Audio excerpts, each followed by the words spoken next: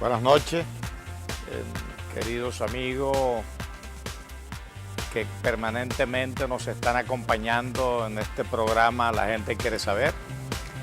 El programa trata de atender las múltiples inquietudes que la gente tiene. Básicamente, o sea, preguntarse sobre cosas que van sucediendo. Algunas las comprende muy bien porque las vive. Otras quizás forman parte de su horizonte de interés, pero no tienen un conocimiento directo. Y hoy tenemos como invitado a Jorge Lombardi, a Jorge Eduardo Lombardi Boscán, ingeniero mecánico egresado de la Universidad del Zulia, pero que tiene una característica de interés para mí y creo que para este programa, es que tiene una experiencia de trabajo directa en la industria petrolera en 3 regiones, 3 países, pero básicamente 3 regiones petroleras. Tiene experiencia de trabajo como ingeniero en Venezuela, y desde hace 17 años tiene una experiencia acumulada en Canadá y en el Golfo Pérsico, en el Medio Oriente, concretamente en Omán. De tal manera que tiene una visión mundial del petróleo. Si hay una industria con características globales, precisamente la industria de la energía, del petróleo, del gas, y conoce muy bien tanto la parte estratégica, la importancia estratégica del petróleo, como los procesos y los mecanismos técnicos y administrativos, y tiene experiencia tanto de campo como de laboratorio como de oficina. De tal manera que gracias a él hoy pudiéramos compartir con ustedes una visión objetiva de lo que es la industria del petróleo. Buenas noches, Jorge Eduardo, que está visitándonos en este fin de año. Bueno, me gustaría un poquito hablar de tu experiencia directa personal en este involucramiento global que has tenido en la industria petrolera. Bueno, gracias por la invitación, gracias por estar aquí. Muy contento de estar de regreso en Maracaibo. La industria petrolera es muy parecida a nivel mundial. Los procesos son muy similares, cada uno con su particularidad, dependiendo del tipo de petróleo, del tipo de la producción, sea de gas o sea de petróleo. Venezuela tiene la ventaja que tiene prácticamente todo. Tiene petróleo liviano, petróleo pesado y gas. Tiene una de las reservas más importantes del mundo y eso le da una importancia estratégica. El problema es cómo explotarlo, cómo sacarlo, cómo exportarlo. Canadá tiene también una reserva importante de petróleo en lo que llaman ellos los oil sands o las arenas bituminosas, que también es muy importante a nivel mundial, pero mucho más costoso de producir. Siguen siendo en este momento Canadá uno de los países principales exportadores de petróleo y está entre los 10 más grandes.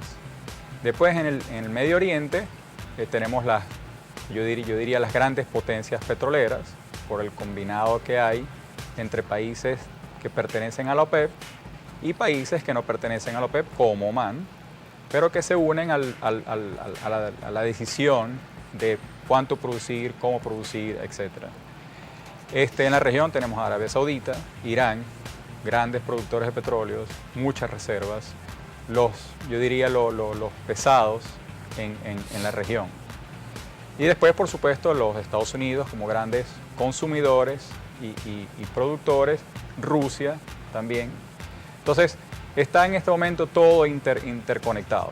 Todas las regiones están interconectadas, toda la industria está interconectada y entre ellos tratan de mantener un balance de producción a nivel nacional, mundial, que permita más o menos controlar los precios del petróleo.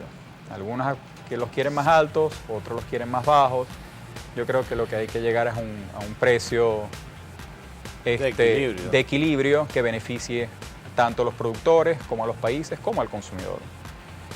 Eso es más o menos Algo que uno oye con mucha frecuencia de quienes no sabemos de petróleo, que el petróleo se va a acabar pronto porque las energías alternativas, solar, eólica, la energía verde que llaman, etcétera, ya eso viene galopando, ¿no? Sí. ¿Es cierto eso de que pronto el petróleo ya va a perder su importancia estratégica? Sí, el petróleo no se va a acabar en los próximos 50 o 100 años porque hay demasiado en el subsuelo. Hay mucho petróleo y todavía se va a necesitar. Estamos en esa transición, es cierto, de pasar de ser menos dependientes del petróleo y del gas a ser más dependientes de la industria de la energía alternativa renovables. Pero eso va a pasar, no en mi punto de vista, mi manera de pensar, en el corto plazo. Va a pasar en los próximos 20, 30, 40 años y no a un 100%. Ahorita creo que estamos alrededor del 4 o 5% que se consume energía alterna y se aspira a llegar a un 20% si todo va como va para el 2030 al 2040. O sea que todavía un 80% de la energía va a seguir siendo dependiente del petróleo y del gas. Y por supuesto va a seguir desarrollando las energías alternas y eso todo lo que las grandes corporaciones, las grandes industrias petroleras lo está haciendo con la ayuda y el soporte de los gobiernos. Sí, me queda claro entonces que Venezuela por mucho tiempo, varias décadas, sí, va a seguir siendo país petrolero. Volveremos a hablar de esto, la conveniencia o no de seguir siendo país petrolero, pero no con el viejo modelo petrolero. Correcto. Volvemos en el próximo segmento.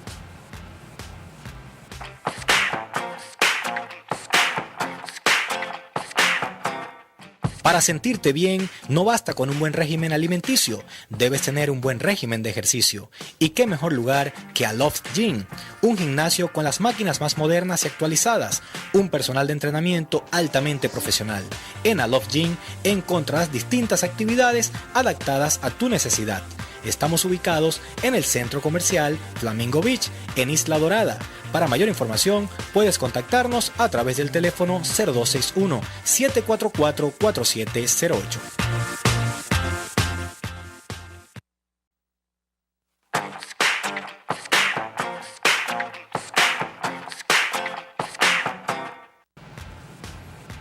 Bueno, seguimos con Jorge Eduardo Lombardi Boscán, ingeniero mecánico egresado de la Universidad del Zulia y con una experiencia internacional de 17 años en la industria petrolera de Canadá, Medio Oriente y Venezuela.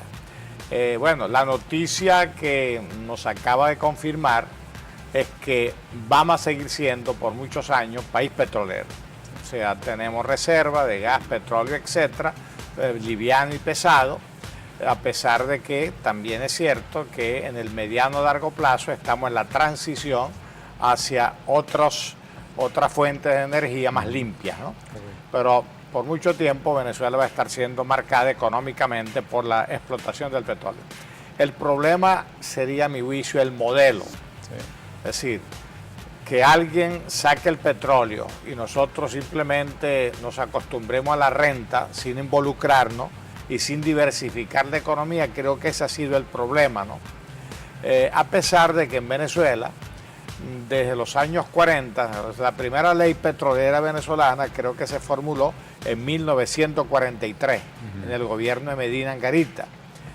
Y allí, a partir de allí, se formuló un proceso de nacionalización progresiva del petróleo. La Corporación Venezolana del Petróleo, INTEVEP, el Instituto de Investigación, entrenar personal venezolano, en fin, progresivamente hasta que llegamos a PDVSA. Ese proceso se cumplió más o menos bien, ¿no? Pero el problema de la mentalidad saudita, que se llamó en su momento, pues nos perjudicó. ¿Cuál sería la proyección ideal de una industria petrolera importante, pero que elimine el problema del rentismo, ¿no? Yo pienso que la industria petrolera, en el caso de Venezuela y también que es el caso de muchos otros países, que el petróleo es del Estado, el subsuelo es del Estado, lo que se produce es del Estado. Habría que, si queremos desarrollar más la industria petrolera, ponerlo otra vez en los estándares internacionales de tecnología, de mercadeo, de lo que se llama la refinación y la petroquímica, se necesita una inversión importante. En este momento, esa inversión no está, no hay el dinero.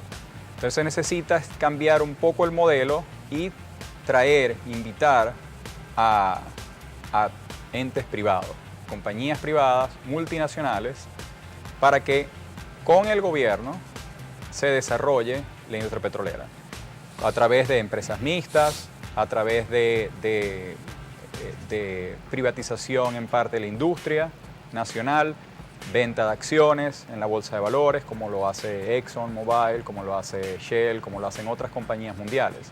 Entonces, con eso entra un ingreso importante de dinero para desarrollar la industria petrolera, que al mismo tiempo se reutiliza para reinvertir en la industria, crecer en la industria y desarrollar el país. Pero lo importante es que no puede ser solamente depender de la industria petrolera. La industria petrolera tiene que ser para desarrollar otras industrias, otras áreas de la economía, del país, para desarrollar, para que después se autofinancien.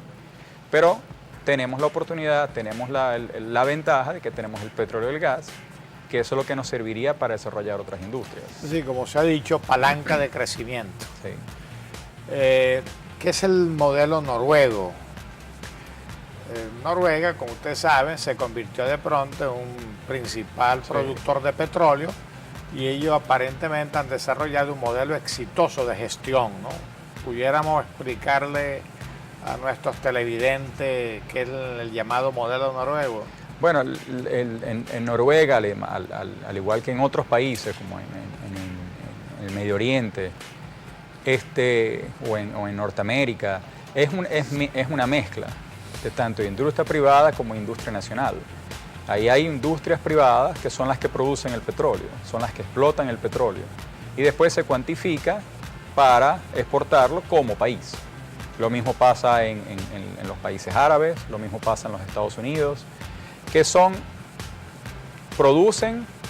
produce, se cuantifica y se exporta como país.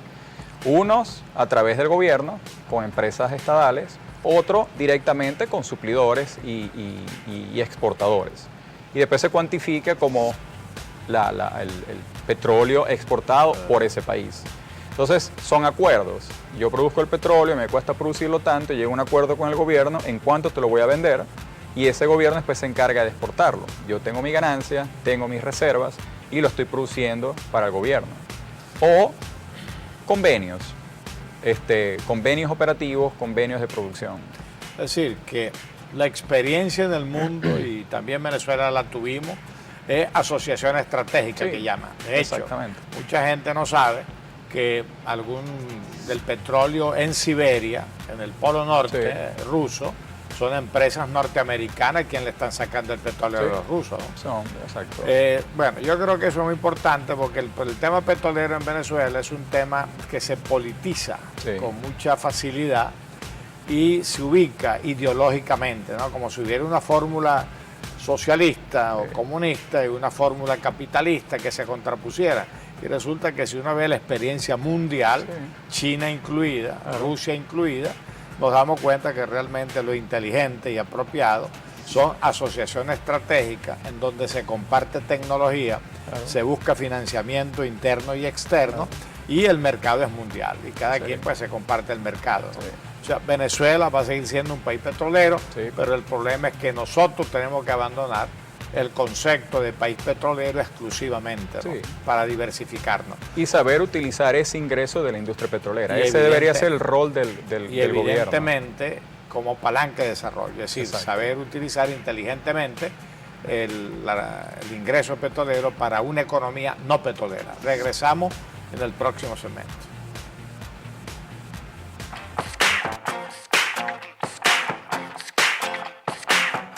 Charcutería y Víveres La Chinita, donde encuentras todo lo que necesitas. Estamos ubicados en el barrio La Chinita, en la calle 113, frente al ambulatorio La Chinita.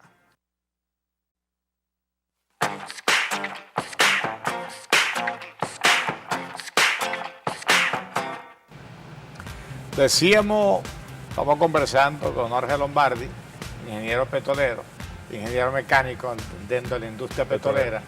Decíamos que el desafío, que no es nuevo, porque desde los años 30 en Venezuela se viene diciendo, desde la famosa frase de Alberto Adriani que Ullar Pietri popularizó, Sembrar el petróleo, una economía petrolera que permita crear una economía no petrolera. Yo creo que ese es el desafío. Ahora en Venezuela hay varios obstáculos para ello. Una, a mi juicio, es una ley colonial que viene de la colonia y que la República no ha cambiado. El propietario absoluto del subsuelo es el Estado, como lo era el monarca español en la época colonial. Pero no solamente el subsuelo, sino que en la superficie, el 70% de la superficie venezolana también es propiedad estatal. O sea, en Venezuela realmente no hay propiedad privada en el sentido de los derechos que da ser propietario del suelo y del subsuelo, ¿no? Por un lado. Y por otro lado, nos acostumbramos todos de que el gobierno es el dueño del petróleo, no el Estado ni la sociedad venezolana, sino el gobierno, y con la plata que recibe distribuye como mejor le parezca, ¿no? Entonces, por un lado el populismo y por el otro lado la corrupción. Prácticamente esa ha sido la fórmula de gobierno en Venezuela que se ha practicado, o sea, distribuyo lo marginal y me apropio de lo más importante. Por eso la burguesía venezolana, a mi juicio, son los ricos de cada gobierno, que surgen de cada gobierno, ¿no? Bueno, ese modelo perverso petrolero hay que revertirlo definitivamente, ¿no? Ahora, ¿cuáles fueron las ventajas del petróleo para Venezuela en el siglo XX? O sea, ¿qué significó como ventaja, como sociedad, el ser un país petrolero? Nacionalmente, a mi punto de vista, fue el desarrollo del país. O sea, uno compara otros países en la región que no tuvieron petróleo en esa época, en ese periodo, y no se desarrollaron al paso que se desarrolló Venezuela. O sea, en primer lugar fue el desarrollo, tanto de infraestructura, como de educación, como de salud, en todos los aspectos. Después, ubicar Venezuela en el plano mundial. En el plano mundial como un gran productor y suplidor, exportador de petróleo para los países importantes. Entonces fue un país estratégico como país exportador de petróleo. Entonces, esa época permitió a Venezuela ponerlo en el plano mundial como un país importante productor de petróleo y gas, que ahorita se ha perdido porque hemos bajado la producción y otros países entonces han agarrado ahorita ese mercado. Entonces, empezamos a perder poder, influencia en la industria petrolera a nivel mundial. Y esa es la principal diferencia que veo en Venezuela con respecto a otros países más o menos de la misma época que no tuvieron el petróleo. Actualmente, ¿en cuánto está la producción petrolera nacional? ¿En cuánto estuvo y cuál es nuestro potencial? Tengo entendido, hace 15, 17 años, 16 años, la producción es alrededor de los 3 millones y medio de barriles diarios. Y creo que había un proyecto de llevarla a 5. Y de una década de llevar a 5 millones de barriles diarios, ¿no? Que no es difícil porque las reservas están, toda la infraestructura está, era cuestión de reinvertir en la industria para producir más pozos, más facilidades, más exportación. O sea, eso es algo que Venezuela tiene la capacidad de producir mucho más si están dadas las condiciones y si el mercado mundial lo permite para no afectar el precio del petróleo, porque más producción significa precios más bajos. Sí. En este momento creo que está alrededor de 1.100.000, porque significa un tercio de lo que se producía. Caída. He oído que equivalente a lo que producíamos en 1947 por allí. Lo más probable. Pero volvemos a lo mismo, que ya con esa producción tan baja, con una industria que no se ha mantenido en términos de mantenimiento de infraestructura en los últimos 15 años, ya no podemos pretender aumentar la producción de un día para otro. Por eso es que se requiere un capital extranjero, internacional, importante para reactivar la industria. Porque si no tenemos el capital interno, lo tenemos que buscar externo. Y eso no solamente nos permite el dinero, pero también acceso a nuevas tecnologías, nuevos mercados, nueva distribución. O sea, volver a ser parte de la economía petrolera mundial. Partiendo de la hipótesis de un cambio de gobierno o de políticas, PDVSA, ¿cuál sería el desafío de recuperación o eliminación de PDVSA? ¿Y cuál sería el desafío para asumir otra vez una industria petrolera en crecimiento y con niveles y estándares mundiales? Sí. No sé internamente cómo está PDVSA en términos de financieros, en términos de infraestructura. Está quebrada. Bueno. Quebrada y arruinada, ¿no? Entonces, en términos de infraestructura, cómo están de verdad los campos, cómo están las facilidades, cómo están las plantas. Eso es lo primero que hay que ver, cómo está la infraestructura. Y se necesitaría cambiar el modelo de querer ser los que controlamos todo y tratar de ser más bien socios en muchos campos de compañías internacionales. Entonces, yo sigo más o menos teniendo un control del país, del petróleo, tengo más o menos un control de lo que es la exportación, tengo más o menos un control de la industria, pero no soy exclusivamente el que lo hace, sino que tengo otras mentalidades, otras formas de hacer, de producir, otras formas de distribuir. Sí, hay que asociarse. Hay que asociarse.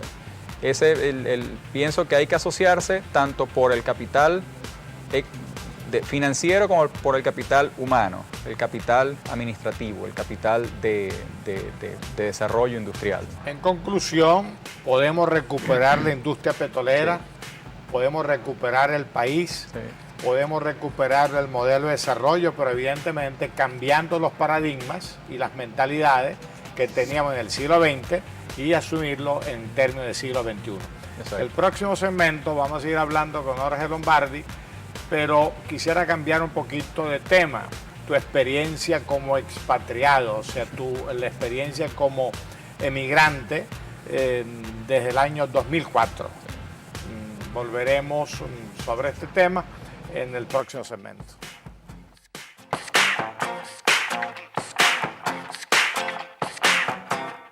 Habitamos un espacio y ese espacio lo compartimos con otros. Por eso debemos juntos lograr vivir en armonía entre nosotros y con el ambiente. La Fundación Casa Común es una organización sin fines de lucro que busca incentivar la solidaridad, el respeto y los valores que nos fortalezcan como sociedad, así como promover el cuidado del medio ambiente. Síguenos en nuestras redes sociales. Súmate porque juntos hacemos más.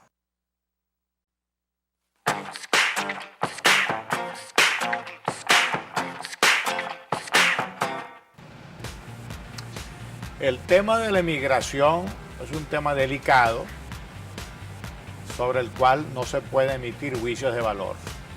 Cada quien tiene una razón válida para emigrar. Ahora, en sentido general, sí, hay que intentar hacer análisis para comprender el fenómeno. La razón para la emigración es universal, siempre ha existido.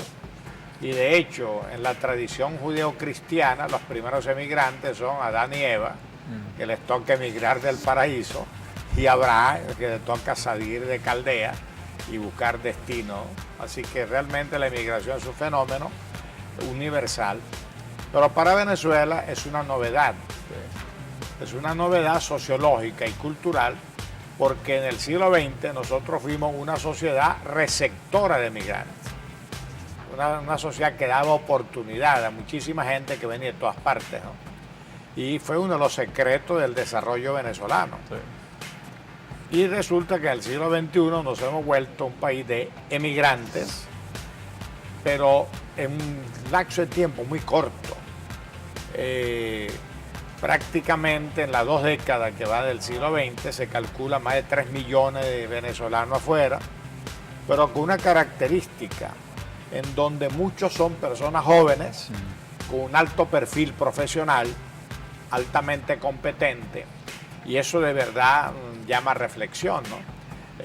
Tú has tenido la experiencia como emigrante desde el 2004 para Canadá, has tenido la fortuna de que fuiste con un título, con una formación y alguna experiencia laboral inclusive, y que has tenido la suerte de trabajar siempre en tu campo, es decir, que tu problema no ha sido laboral porque has tenido las oportunidades. ¿Cuál ha sido la experiencia en términos laborales, profesionales, humanas de esta emigración global, primero en Canadá y ahora en el Medio Oriente?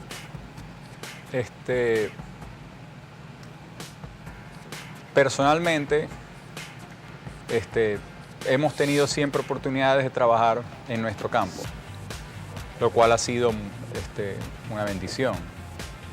Y no es el caso de muchos. Con nuestra experiencia aquí, con mi experiencia aquí, me sirvió en Canadá para trabajar en la industria petrolera, ganar experiencia en la industria petrolera en Canadá, en distintas áreas, pero con una base sólida de educación, de trabajo venezolana. Yo, por ejemplo, empecé a trabajar en Canadá en la parte de las arenas bituminosas, que para mí era nuevo. Yo nunca había trabajado en eso aquí, pero con la experiencia, con la base educativa, me sirvió para trabajar allá. Entonces, en mi campo, y la mayoría de los venezolanos que están, por ejemplo, en el área petrolera... Siempre donde has estado ha habido un grupo profesional venezolano. Siempre ha habido un grupo de venezolanos profesional en el área petrolera. Y todos se han destacado. Todos se tratan de destacar, todos tratan de hacer lo mejor que pueden en esa área. Hay sus excepciones, porque siempre en la industria petrolera es muy volátil cuando sube y baja el precio del petróleo. Entonces, por supuesto, en este momento hay una crisis que no afecta no solamente al venezolano que está fuera, sino también al nacional o a cualquier otro inmigrante, no solamente al venezolano. En el Medio Oriente igual, muchos venezolanos con mucha experiencia de aquí, trabajando ahorita ya, desarrollando la industria petrolera allá, transfiriendo ese conocimiento que teníamos aquí para desarrollar la industria allá.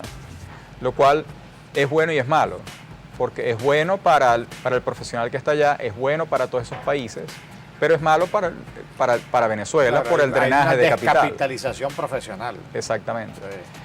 Después viene la parte personal, emocional. No es fácil emigrar. No todos son iguales. No todos somos iguales. A unos se nos hace más fácil, a otros se nos hace más difícil. Porque siempre está esa conexión con nuestra tierra, con nuestro país, con nuestra ciudad. Entonces, lo que más tenemos que hacer es tratar de echar para adelante y teniendo siempre sabiendo de dónde venimos y tratar de mantener esa conexión. Pero siempre es ese tema emocional que siempre está. Sí, en tu caso, has logrado mantener un núcleo familiar venezolano. Sí. Porque tu esposa Erika Sí. es ingeniero químico, Sí. ha compartido contigo la experiencia laboral también en la industria, tanto en Canadá como en el Medio Oriente, y tienen 4 niñas canadienses, ¿no? Sí. Nacidas en Canadá. Pero les encantan las arepas. Leticia y unas trillizas, Sí. Luciana, Verónica y Camila, Sí. y han logrado mantener un hogar venezolano Sí. cosmopolita, o sea, Sí. global. Yo Sí. creo que esa es la novedad en términos culturales, que realmente el venezolano puede trabajar en otras partes, llevar el buen nombre del país, Sí. al mismo tiempo mantener los vínculos. Y yo estoy convencido que dentro de los cambios societarios venezolanos de las próximas décadas, esta emigración va a ser positiva. Sí. Tanto los que terminan quedándose donde el destino Claro. le toque, como algunos que pudieran regresar. Sí. Porque realmente es como una especie de Venezuela global, ¿no? Sí. Entonces no hay que verlo solamente como drama, como tragedia, sino también como una oportunidad de crecimiento personal, familiar y nacional. Sí. Tu carrera profesional, técnico profesional dentro de las estructuras empresariales de la empresa transnacional privada o de la empresa estatal, Omaní en este caso, ¿cómo se desenvuelve? ¿Cuál es el trato? ¿Cuáles son las oportunidades? Hay muchas oportunidades. Todo depende de la situación petrolera de ese momento. Si el precio del petróleo está alto, si el precio del gas está alto, las oportunidades son muchísimas. Para todo el mundo, en todas partes del mundo, es el momento de la gente, el que quiere moverse, el que quiere probar otras oportunidades, ese es el momento. Cuando hay un momento que el petróleo está bajo, el precio del petróleo está bajo, entonces ahí es cuando se empiezan a ver las tensiones, como en este momento.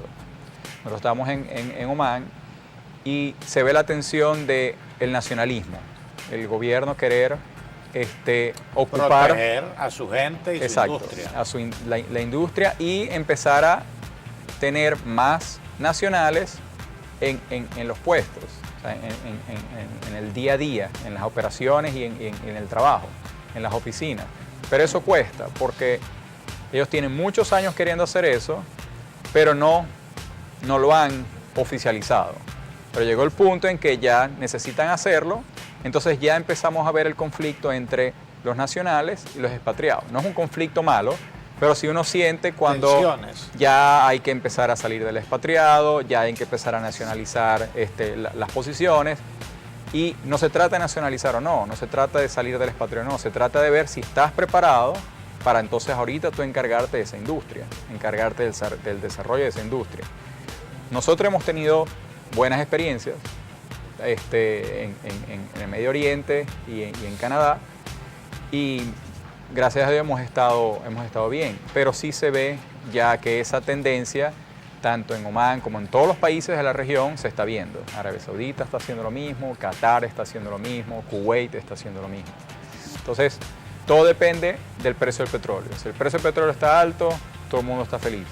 Si el precio del petróleo está bajo, entonces se empiezan a ver las tensiones. Bueno, eso dijo un economista venezolano hace tiempo, creo que Pedro Palma, sobre Venezuela. En Venezuela decía él, no hay malos ni buenos gobiernos, sí, sino precio alto el petróleo o precio bajo el petróleo, ¿no? Claro.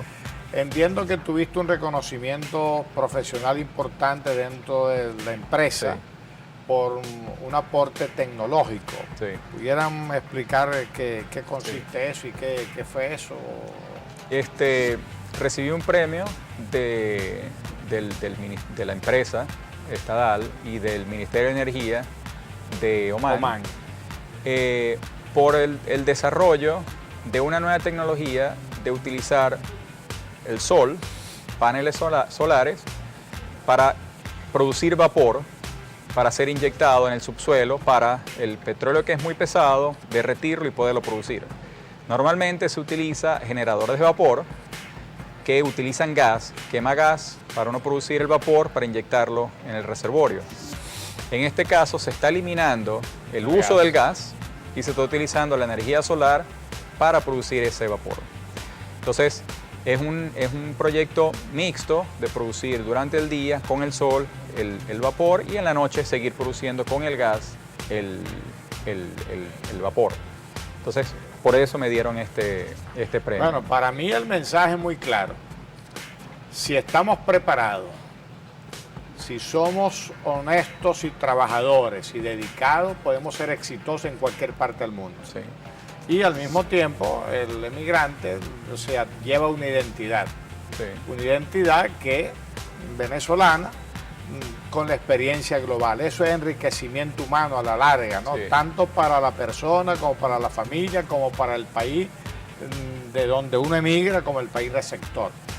Para el último segmento, que vamos a pasar inmediatamente, quisiéramos hablar del encuentro que se está realizando, que se realizó en Buenos Aires, del G20. Y uno de los temas principalísimos es precisamente el problema del comercio internacional, las energías y la geopolítica en ese sentido. Entonces vamos a hablar de ese tema en nuestro último segmento.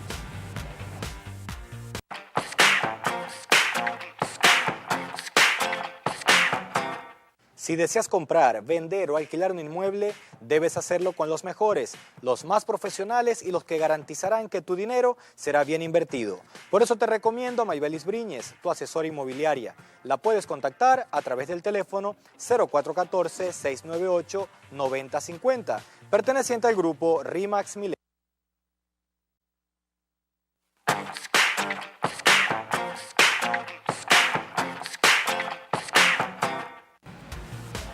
Bueno, hemos tenido el gusto de entrevistar a Jorge Eduardo Lombardi Boscán, que tiene egresado de la Universidad del Sur, ingeniero mecánico, exitoso profesional a nivel internacional, con experiencia importante en Canadá y el Medio Oriente, concretamente Omán. Decíamos que se acaba de realizar en Buenos Aires el encuentro del G20, en donde primera vez, por cierto, en América, que se reúne en América Latina, el G20, donde están las potencias del mundo, ¿no? Ahí está el 80% de la riqueza mundial, el 80% del poder mundial, y están los grandes países en términos de tamaño, importancia militar, política, tecnológica, ¿no? Por América Latina, del G20 solamente tenemos 3, México, Brasil y Argentina. El mexicano no va su gobierno porque tomó posesión el primero, López Obrador, ¿no?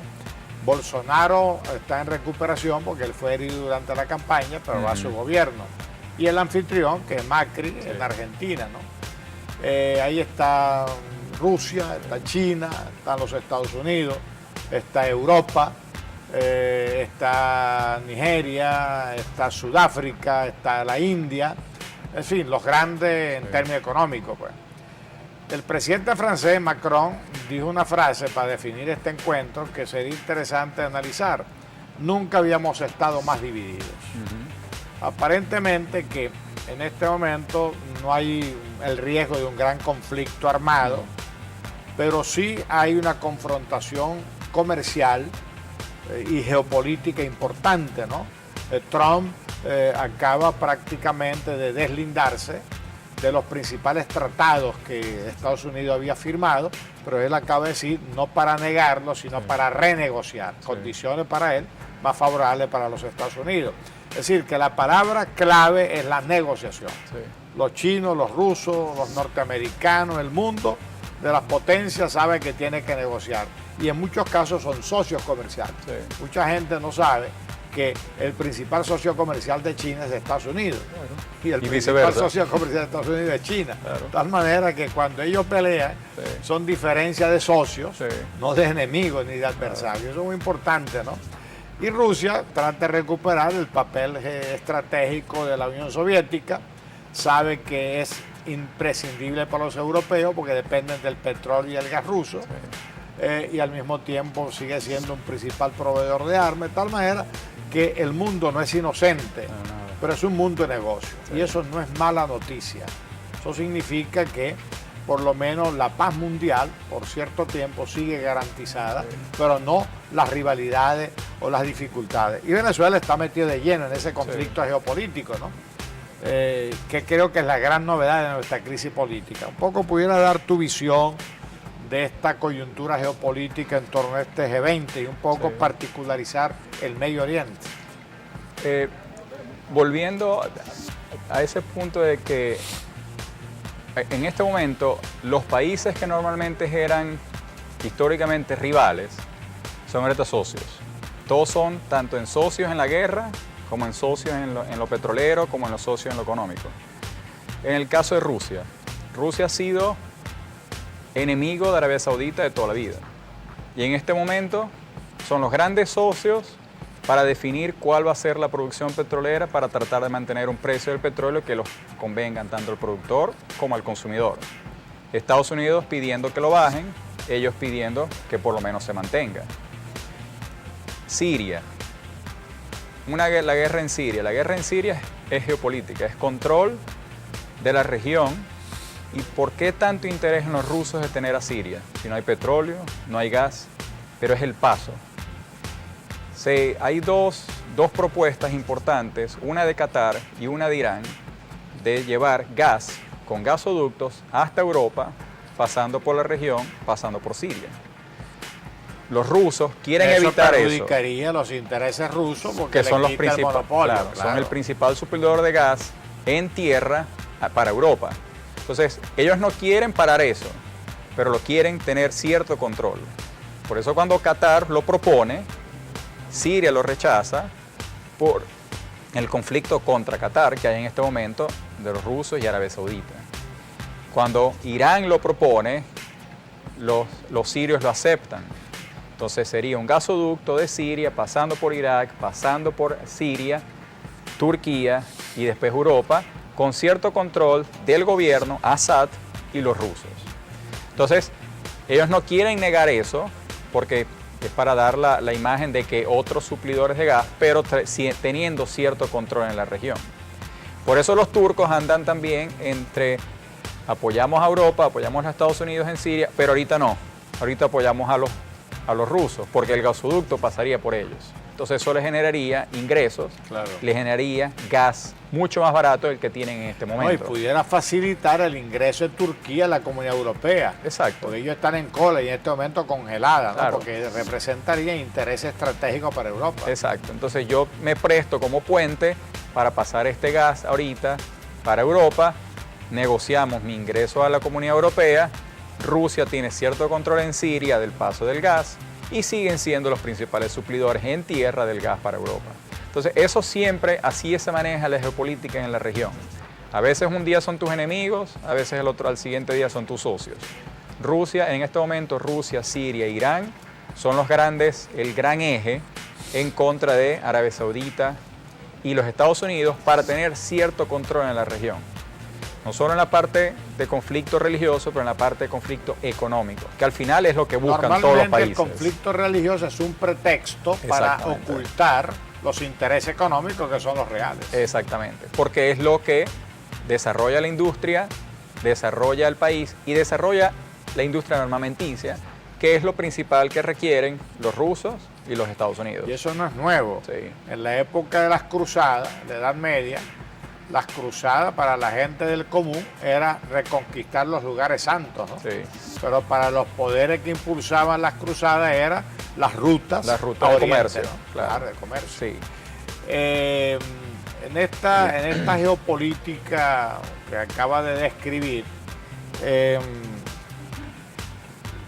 y que está muy viva, Venezuela por primera vez se encuentra involucrada en ella de manera conflictiva, porque Venezuela anteriormente era un país petrolero, Sí. alineado con la OPEP y dentro de la órbita, diríamos, de los intereses norteamericanos y occidentales. Sí. Pero ahora la presencia de los intereses económicos chinos, rusos, iraníes, del conflicto del Medio Oriente en Venezuela, evidentemente nos ha complicado. Y yo diría que parte del problema político venezolano se ha dificultado en buscar una solución porque hay tantos intereses que tienen que ser negociados. Y yo pienso que si no involucramos a China, Rusia y estos intereses, va a ser bastante difícil un acuerdo interno, ¿no? Sí. ¿Qué opinas? Para terminar con nuestro programa. Bueno, volvemos a lo mismo de todo termina en la industria petrolera en el país. Los rusos y los chinos están metidos aquí por el petróleo. El gobierno les pide dinero a cambio de petróleo, a cambio de parte de la industria. PDVSA sigue siendo el nombre, pero quienes están produciendo el petróleo son los chinos y son los rusos. Y quienes están exportando ese petróleo son ellos mismos. O sea, se están pagando el dinero que te estoy prestando. Entonces, ¿cómo solucionar ese conflicto? Por la ubicación de Venezuela, geopolítica, de geografía, hay que involucrar a los Estados Unidos. ¿Y cómo mejor forma de solucionar el problema que repartiendo la industria petrolera a todo el mundo? Los rusos, los chinos, los europeos y los Estados Unidos. Y teniendo el país como un árbitro. Esto suena duro, ¿no? Lo que acabas de decir, repartir el petróleo, pero es la realidad. Es la realidad producirlo, práctica. claro. O sea, cuando entendamos que una vez que las potencias involucradas garanticen sus negocios, nosotros garantizaremos nuestro negocio petrolero y pudiéramos recuperar nuestra democracia y nuestro modelo de desarrollo. Sí. Muchas gracias a Jorge Lombardi, ingeniero mecánico egresado de Luz, con 14 años de experiencia laboral en el campo petrolero en Canadá y el Medio Oriente. Muchas gracias. Gracias.